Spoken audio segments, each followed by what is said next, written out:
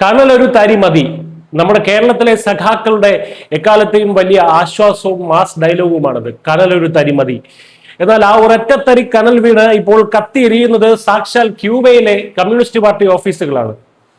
ക്യൂബയിലെ സഖാക്കളെ നാട്ടുകാർ ഉടുപ്പും പറിച്ചു കളഞ്ഞ് ഓടിച്ചിട്ട് തല്ലുകയാണ്. ലോകത്തിന്റെ ഒരറ്റത്ത് കമ്മ്യൂണിസ്റ്റ് സ്വപ്നങ്ങൾ ചാരമാകുമ്പോൾ മറുഭാഗത്ത് പശ്ചിമേഷ്യയിൽ ഇറാന്റെ Islamic revolutionary guard corps IRGC തങ്ങളുടെ ഭരണം നിലനിർത്താൻ ഇറാഖിലേക്കും യുദ്ധം വ്യാപിപ്പിച്ച് മേഖലയെ ഒന്നാകെ തീക്കുണ്ടമാക്കുകയാണ്. ആദ്യം ക്യൂബയിലെ വാർത്തകളിലേക്ക് പോകാം. കമ്മ്യൂണിസത്തിന്റെ സ്വന്തം നാടായ ക്യൂബയിൽ ജനം തെരുവിലിറങ്ങിയിരിക്കുന്നു. മോറോൺ നഗരത്തിൽ വിശപ്പും ദാരിദ്ര്യവും തുടർച്ചയായുള്ള വൈദ്യുതി ഇല്ലായ്മയും സഹിക്കാൻ കഴിയാതെ വന്നതോടെ നാട്ടുകാർ പ്രാദേശിക കമ്മ്യൂണിസ്റ്റ് പാർട്ടി ഓഫീസ് അടിച്ച് തകർക്കുകയും സാധനങ്ങൾ റോഡിലിട്ട് കത്തിക്കുകയും ചെയ്തു. ഭരണകൂടത്തിനെതിരെ മുദ്രാവാക്യം വിളിച്ച ജനക്കൂട്ടം പാർട്ടി ഓഫീസിലെ ഫർണിച്ചറുകളും കമ്പ്യൂട്ടറുകളും രേഖകളും ഒക്കെയാണ് ചുട്ടരിച്ചത്. ഒരു കാലത്ത് ലോകത്തിന് മാതൃകയെന്ന് സഖാക്കൾ വാഴ്ത്തിപ്പാടിയ നാട്ടിലാണ് ഇപ്പോൾ പാർട്ടി ഓഫീസുകൾക്ക് നേരെ ജനങ്ങളുടെ ഈ രോഷ പ്രകടനം. ഇനി പശ്ചിമേഷ്യയിലേക്ക് വന്നാൽ അവിടെ സ്ഥിതി അതീവ ഗൗരവതരമാണ്. ഇസ്രായേൽ ഇറാൻ യുദ്ധം ഇപ്പോൾ അതിർത്തികൾ ഭേദിച്ച് ഇറാഖിലേക്കും വ്യാപിച്ചിരിക്കുന്നു. ഇറാന്റെ മുൻ പരമോന്നത നേതാവ് അലി ഖമേനിയുടെ മരണത്തിന് പകരം ചോദിക്കാനെന്ന പേരിൽ ഇറാൻ പിന്തുണയുള്ള ഷിയ സായുധ സംഘമായ സറായ ഔലിയ അൽ ദാം ഇറാഖിലെ അമേരിക്കൻ താവളങ്ങൾക്ക് നേരെ കനത്ത ആക്രമണമാണ് നടത്തുന്നത്. എർബിലിലെ US കേന്ദ്രത്തിനും ബാഗ്ദാദ് വിമാനത്താവളത്തിലെ വിക്ടോറിയ ബേസിനും നേരെ ആക്രമണം നടന്നു. ഇതിന് പുറമെ ഇറാഖിലെ ഹരീർ എയർബേസിലും കുവൈറ്റിലെയും UAEയിലെയും അമേരിക്കൻ സൈനിക കേന്ദ്രങ്ങളിലും തങ്ങൾ നേരിട്ട് മിസൈൽ ഡ്രോൺ ആക്രമണങ്ങൾ നടത്തിയതായി IRGC അവകാശപ്പെടുന്നു.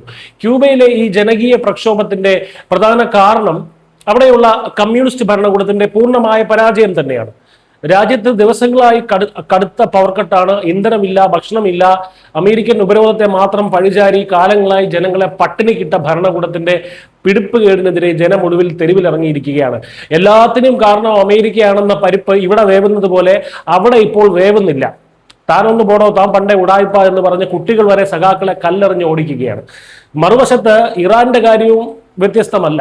സ്വന്തം രാജ്യത്തെ സാധാരണക്കാരായ ജനങ്ങൾ സാമ്പത്തിക തകർച്ചയിലും പട്ടിണിയിലും നട്ടം തിരിയുമ്പോഴാണ് ഇറാന്റെ ഭരണകൂടവും IRGCയും ഹൂത്തികൾക്കും ഹിസ്ബുള്ളയ്ക്കും ആയുധങ്ങൾക്കായി പണം വാരിക്കോരി നൽകുന്നതും യുദ്ധം ഇറാഖിലേക്കും കുവൈറ്റിലേക്കും വ്യാപിപ്പിക്കുന്നതും. അമേരിക്കയുടെയോ പാശ്ചാത്യ രാജ്യങ്ങളുടെയോ വിദേശ നയങ്ങളിൽ തെറ്റുകളുണ്ട്, തീർച്ചയായിട്ടും ഉണ്ട്, ഇല്ല എന്ന് പറയുന്നില്ല. എന്നാൽ ഇന്ന് പശ്ചിമേഷ്യയിലെ സമാധാനത്തിനും ഇറാനിലെ സാധാരണ ജനങ്ങൾക്കും ഏറ്റവും വലിയ ഭീഷണി IRGCയുടെ ഈ തീവ്രവാദ നിലപാടുകളും അവരുടെ ആണവ മോഹങ്ങളും തന്നെയാണ്. ക്യൂബയിലായാലും ഇറാനിലായാലും നമ്മൾ കാണുന്നത് ഒരേ ചിത്രം തന്നെയാണ്. ജനങ്ങളെ അടിച്ചമർത്തി ഭരിക്കുന്ന ഏകാധിപത്യ ഭരണകൂടങ്ങളുടെ തകർച്ചയുടെ തുടക്കം. ക്യൂബയിലെ ഭരണാധികാരികൾക്ക് പണമില്ല. പണം ഉണ്ടായിരുന്നെങ്കിൽ അവരും വാങ്ങിക്കൂട്ടിയ കുറെ മിസൈലുകളും ഡ്രോണുകളും മെഷീൻ ഗണ്ണുകളും ഒക്കെ. ഇറാനിലെ IRGCക്ക് രാജ്യത്തെ കൊള്ളയടിച്ച പണമുള്ളത് കൊണ്ട് അവരുടെ കയ്യിൽ ആയുധമുണ്ട്. ആ ആയുധങ്ങൾ ഉപയോഗിച്ചാണ് അവർ സ്വന്തം നാട്ടിലെ 30,000-ഓളം പ്രക്ഷോഭകരെ നിർദ്ദയം കൊന്നൊടുക്കിയത്. എന്നാൽ പണമില്ലാത്തത് കൊണ്ട് ക്യൂബയിലെ സഖാക്കളുടെ ഉടുപ്പും പറിച്ചു കളഞ്ഞ് നാട്ടുകാർ അവരെ ഓട്ടിച്ചിട്ട് തല്ലുകയാണ്. ഇറാനിലെ സാധാരണ ജനങ്ങൾ ഒരിക്കലും ഈ യുദ്ധം ആഗ്രഹിക്കുന്നില്ല. IRGCയുടെ ഈ രക്തദാഹത്തിന്റെ വില നൽകേണ്ടി വരുന്നത് ആ പാവം ജനങ്ങളാണ്.